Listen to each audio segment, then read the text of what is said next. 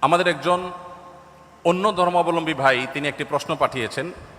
তার প্রশ্নটাই আমার হাতে সবার আগে আছে, উপরে আছে। আমি সেই প্রশ্নটির উত্তর দিয়ে শুরু করছি। তিনি লিখেছেন, আমি জন্মসূত্রে একজন হিন্দু। পৃথিবীতে অনেক ধর্মগ্রন্থ বিদ্যমান এবং প্রতিটা ধর্মগ্রন্থই তার অনুসারীদের কাছে সত্য এবং তাদের কাছে এর সত্যতা প্রমাণ করার জন্য যথেষ্ট যুক্তিও রয়েছে।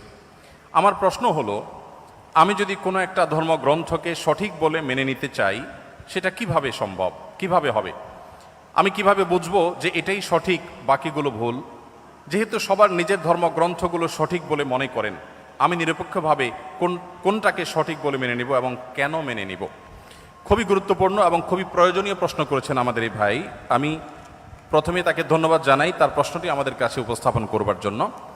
আর এর উত্তরে আমরা বলতে চাই যে দেখুন, আল্লাহ রাব্বুল আলামিন প্রত্যেকটা মানুষকে জন্মসূত্রে, আল্লাহর ভাষায় আল্লাহ নবী সাল্লাল্লাহু আলাইহি সাল্লামের মাধ্যমে আল্লাহ তাআলা ব্যক্ত করেছেন, ওয়াহী গায়রে মাতলুর মাধ্যমে ব্যক্ত হয়েছে যে কুল্লু মৌলুদিন ইউলাদু আলাল ফিতরাহ, প্রতিটি মানুষ জন্মসূত্রে ঈমানদার হয়ে জন্মগ্রহণ করে।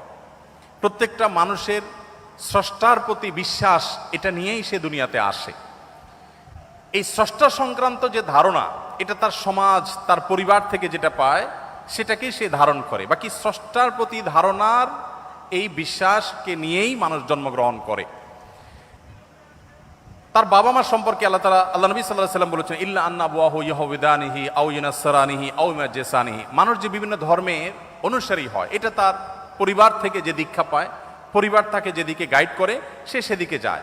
বাকি জন্মসূত্রে সে আল্লাহ বা সৃষ্টিকর্তা যে একজন আছেন, সেই এক সত্তার প্রতি বিশ্বাসী হয়েই জন্মগ্রহণ করে। তারপরে সে ডাইভার্ট হয়ে যায় পারিবারিকভাবে যে গাইডেন্স পায় সেই গাইডেন্সের আলোকে। এখন আপনি যখন প্রাপ্তবয়স্ক হন, আপনি যখন দেখবেন যে একাধিক ধর্মগ্রন্থ বা একাধিক ধর্ম পৃথিবীতে আছে। আল্লাহ তাআলা কোরআনে কারিমে বলেছেন, ইন্নাদ-দীন ইনদাল্লাহিল ইসলাম, আল্লাহর কাছে একমাত্র মনোনীত দিন হলো ইসলাম। এই কথা যখন আপনি জানতে পেরেছেন, তখন আল্লাহ তাআলা আপনাকে যে বিবেক দিয়েছেন, সেই বিবেক খরচ করে আপনি ইসলামকে জানার চেষ্টা করবেন।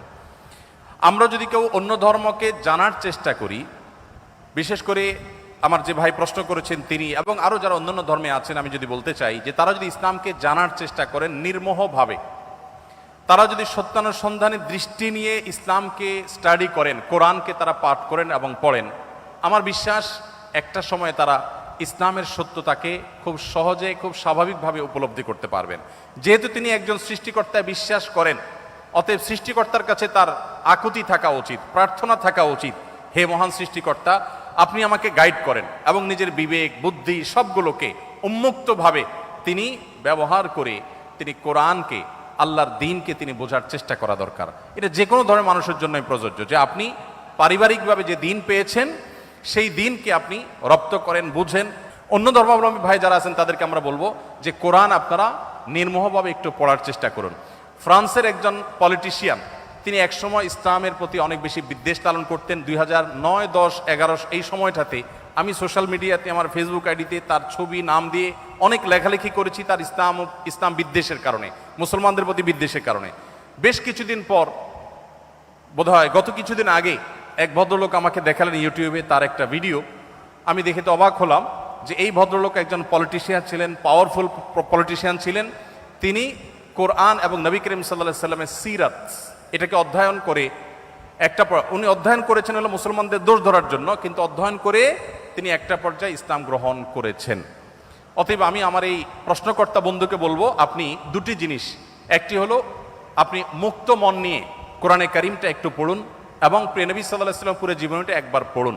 আপনি এটা পড়ার পর, মুক্ত মনে পড়ার পর, আপনার বিবেক আপনাকে গাইড করবে যে মুহাম্মদ সাল্লাল্লাহু আলাইহি ওয়াসাল্লামের যে দিন আল্লাহর পক্ষ থেকে তিনি আমাদের সামনে উপস্থাপন করেছেন, এটা আল্লাহর পক্ষ থেকে আনিত ধর্ম এবং একমাত্র সত্য ধর্ম।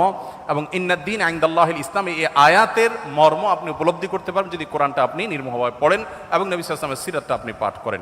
আল্লাহ তাআলা আমাদের সবাইকে হেদায়েতের পথে পরিচালিত হওয়ার তৌফিক দান করুন।